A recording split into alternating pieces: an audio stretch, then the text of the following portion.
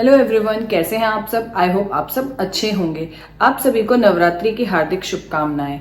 तो नवरात्रि के फास्ट बहुत लोग करते हैं, मैं भी करती हूँ।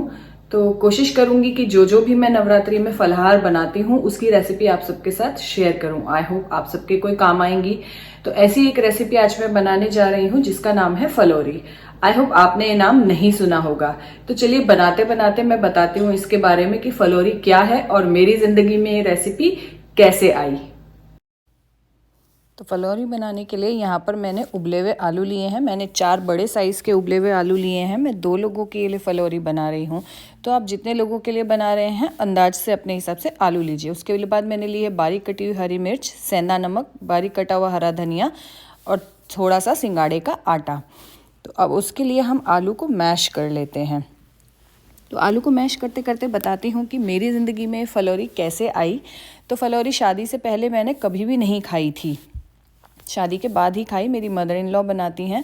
तो जन्माष्टमी और शिवरात्रि पर स्पेशली सुबह में यही बनती हैं नाश्ते के टाइम पर। तो और तब से मुझे ये बहुत पसंद आने लगी। इवन अब मेरी मॉम भी इसको हर फास्ट में बनाती हैं। मंथली फास्ट जो एकादशी का या त्रयोदशी का होता है उसमें भी बनाते हैं। और बिना फास्ट के भी आप इस रेसिपी को खा सकते हैं। ऐसा ज़रूरी नहीं है कि हम इसको उपवास में ही खा सकते हैं। ये काफ़ी हद तक कटलेट जैसी होती है, बट कटलेट में हम ब्रेड्स या और किसी चीज़ का इस्तेमाल करते हैं। इसमें सिंगाड़े के आटे का करते हैं और इसका ट्रेडिशनल नाम फलोरी ही है। इसको आप कटलेट भी बोल सकते हैं इजी भाषा में।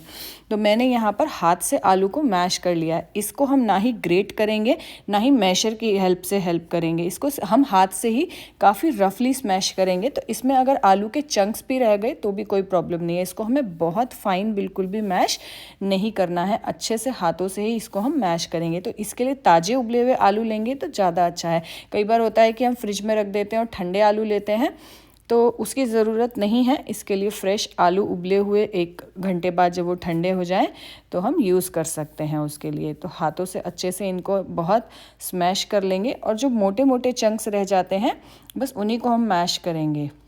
इसके बाद हम इसमें बाकी का सामान ऐड करेंगे। तो देखिए मेरे आलू यहाँ पर अच्छे से मैश हो गए हैं।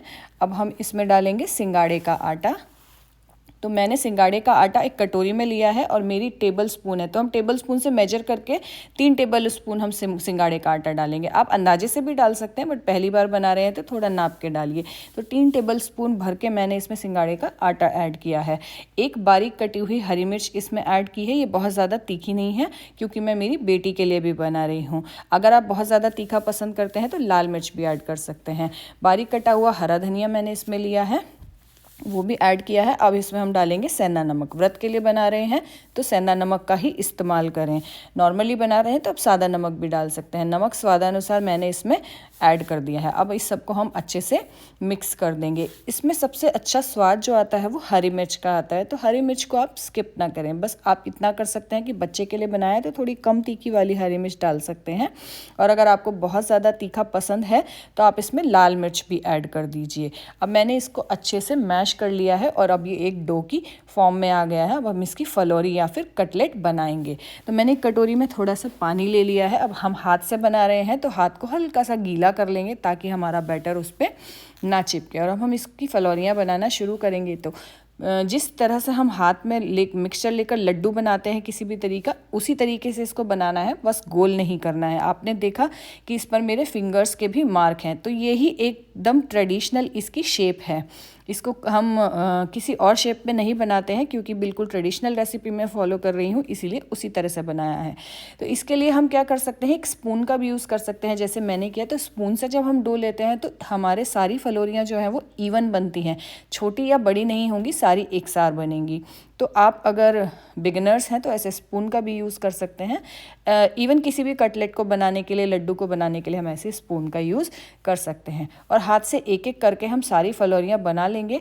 और याद रखिए उस पर आपके फिंगर के मार्क भी ज़रूर होने चाहिए, तभी इनमें फलोरी वाला लुक आएगा, नहीं तो ये कटलेट बन जाएंगे।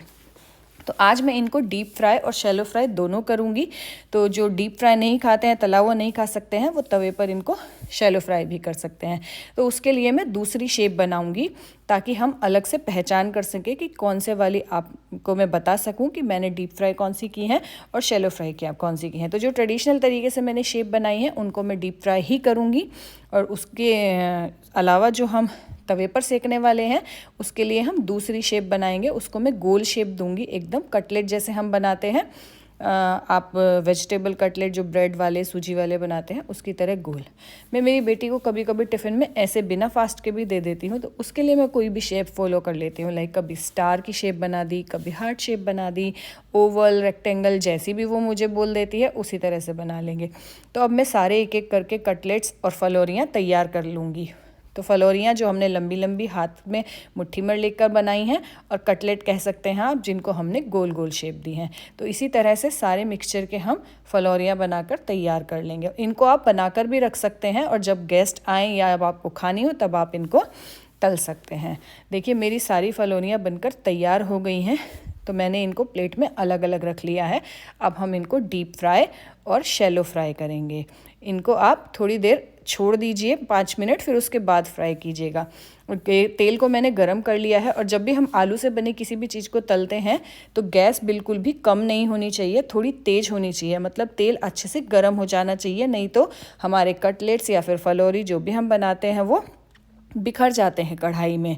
और जब एक बार ये अच्छे से ऊपर आ जाएंगे तेल में, तो उसके बाद हम गैस को मीडियम करके इन्हें सेकेंगे ताकि अंदर अच्छे से सिक जाएं। तो आप देख सकते हैं ये एकदम गोल्डन ब्राउन हो गई, अलट पलट कर मैंने इन्हें सेक लिया है। तो ये परफेक्ट कलर है। अब हम इस स्टेज पर इनको निकाल लेंगे। ये ऊपर से एकदम क्रिस्पी हो जाती हैं, अंदर से बिल्कुल सॉफ्ट रहती हैं। तो आप इनको एक टिश्यू पेपर पर ऐसे छलनी की मदद से निकाल लीजिए ताकि सारा एक्स्ट्रा ऑयल जो है वो निकल जाए। अब दूसरी तरफ मैंने पैन में थोड़ा सा ऑयल डालकर इनको शैलो फ्राई करने के लिए रख दिया है। तो ये भी एक अच्छा तरीका है। टेस्ट में थोड़ा ही फ़र्क आता है, बट अगर आप डीप फ्राई अवॉइड करते हैं, हेल्थ कॉन्शियस हैं, या फिर फास्ट में बहुत ज़्यादा हैवी खाना पसंद नहीं करते हैं, तो शैलो फ्राई भी कर सकते हैं। ये ऐसे भी बहुत अच्छी लगती हैं। और इनको हम एज अ टिक्की चाट भी बना सकते हैं। इनके ऊपर हम इमली की चटनी, खजूर की चटनी, दही, ये सब डालकर बिल्कुल टिक्की वाला ही इनमें टेस्ट आता है। तो बहुत सारे अलग अलग तरीके से हम इनको खा सकते हैं। वैसे मीडियम फ्लेम पर इनको हम दबाकर अच्छे से स्लो गैस पर मीडियम पर सेक लेंगे। इनको बिल्कुल भी हाई फ्लेम पर नहीं सेकना है, अदरवाइज़ ये अंदर से कच्ची रह जाएंगी और ऊपर से क्रिस्पी भी नहीं होंगी।